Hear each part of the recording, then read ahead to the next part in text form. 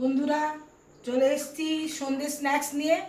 এটা স্ন্যাক্স ঠিক বলবো না, আমার সকাল থেকে সেরকম কিছু খাওয়া হয়নি, অল্প স্বল্প টিফিন খেয়েছি, বাইরে গেছিলাম।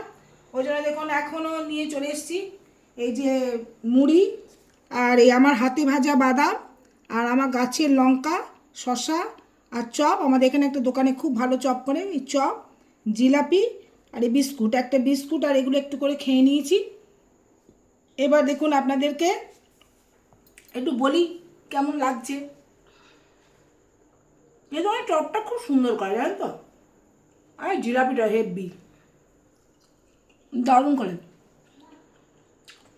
দাঁড়ান আগে বিস্কুটটা খেয়ে নিই, একটা খেয়েছি আর একটা খেয়ে নিই।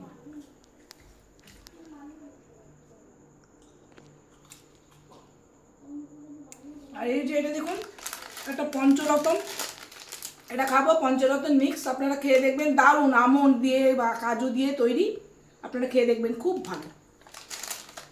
খাই তাহলে।